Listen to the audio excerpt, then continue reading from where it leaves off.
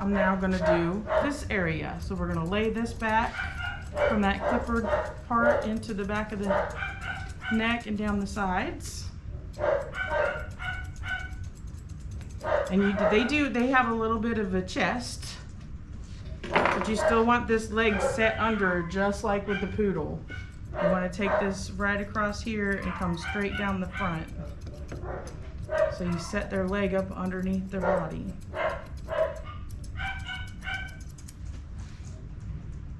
I'm really not taking off that much hair, I just know where to do it. And then connect your chest with that little spot that you just made. So you get a little bit of chest sticking out there. And same thing down the side of this leg. Go straight down and just kind of flare your, what I generally do, I just realized, is when I come down like this and as soon as my finger touches, that's when I start to flare my scissors out. So as soon as my finger starts to touch the dog, that's when I start to kind of go the other way. So that way I'm not pinching the foot or the leg at the bottom.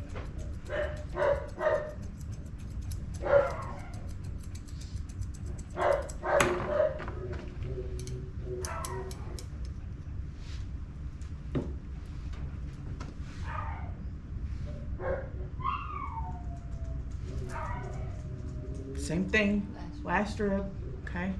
That's where your tuck up should be, so that should be your highest point of your underline. Also pick up the head and look, goes there to the front toe on the back foot, okay? That's how you find out where that spot is every time. And if those things don't match, and she's got tons and tons of chest, so this is gonna be really short in here. But we don't need to build chest for her.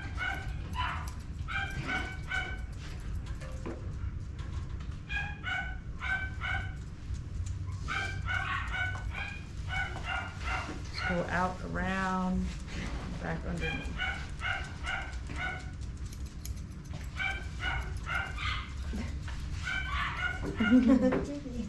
What you doing? Okay, so now I'm going to do the head. If everybody wants to come back up, I'm going to face her towards the mirror, so hopefully that will help.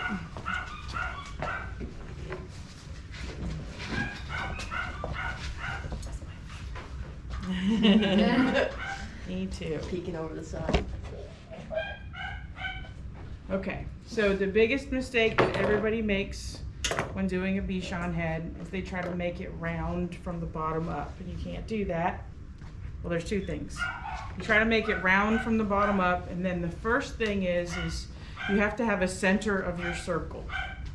So what everybody's eye gets drawn to is the nose. The nose is not the center of your circle. Right between the eyes is the center of your circle. Okay. So, but when you first start learning how to do it, and I don't know what it is with Bichons, they always get hair in their eyeballs. What is that? I think because it folds under. I don't know, but it's every Bichon I groom, they always end up with hair in their eyeball. So when you're trying to make your circle, you try to make sure that where you're looking when you're doing the top of the head is here and not here, because there's a huge difference in what shape you'll get when you're looking here. You would leave the beard too long by accident if you Right. did that. And the ears are not supposed to be that long. So I'm going to blend in the little sides here where we did that clipping underneath. And probably take off some more of her chest because she's got plenty of it.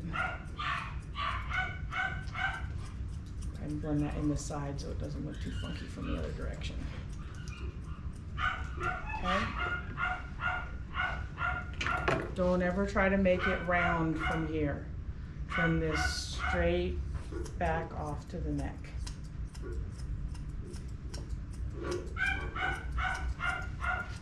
If you try to start making it round from the bottom before you get anything else done, you will mess it up every time.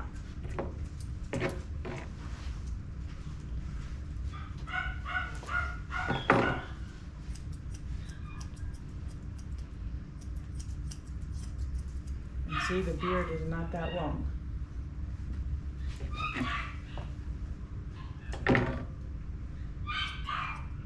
And usually anywhere from, depending upon the client, a 1/2 inch to 1 inch long is about normal. And then the next thing I do is I pull from right behind the eye socket.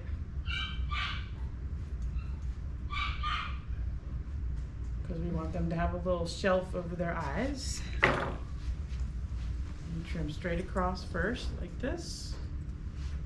And then you can take your curves or your straights or whatever and come straight in next to the eye like this.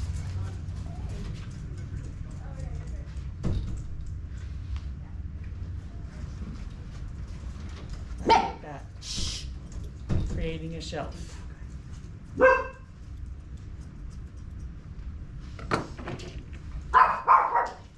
So when you look from the side, you can see that little shelf hanging out over their eyes.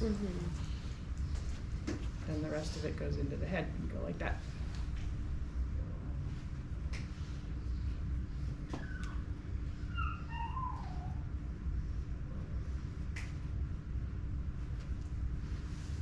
Okay, so now all of your round is going to come from the sides and the top.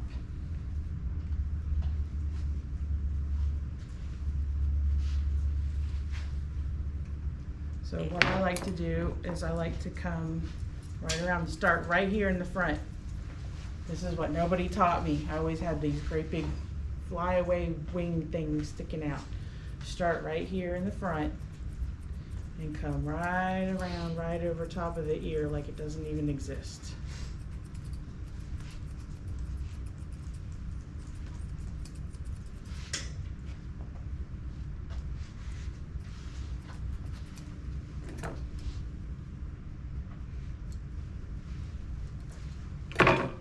Do it again. See, everything sticks out. Just come right over. Don't curve past the bottom of the ear or the back of the ear. Just only do what you can see from the front. And then underneath here and curve right around the back of the ear. Don't cut into the neck. Just come right around the back like that. And the actual ear is way in there, huh? Yeah. Her ear's in here. Seems like that's sometimes the scary part. Yeah, it is. You're scissoring it like you're pretending the ear not. Especially if they're doing the twitch in the ear thing when you're going by, you're like, oh gosh. So yeah, most of the time your ear is all the way in there, but if you don't have a lot of hair, make sure you stick your finger in there and feel where their ear is. Her ear is here. So you don't hold their ear though when you do this? Though? Nope.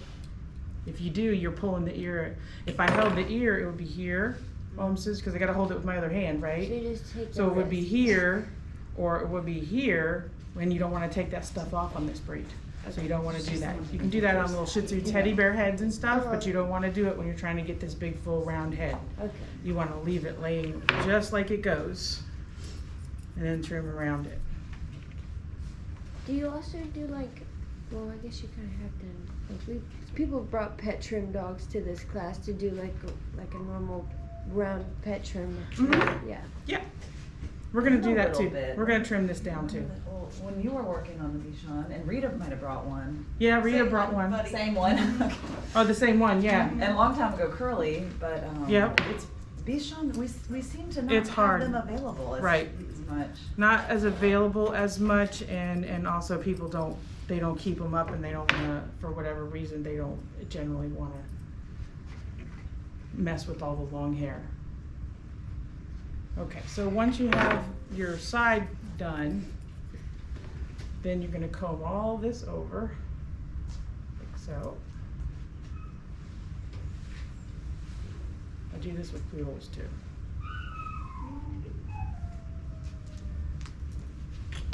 Okay, and then we're just going to follow that little line we just made already, and again, she's just about the length of what we really want.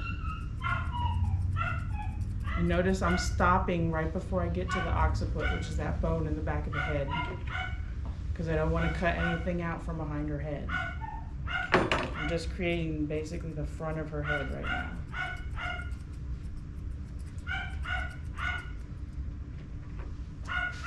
then we do the same thing on the other side.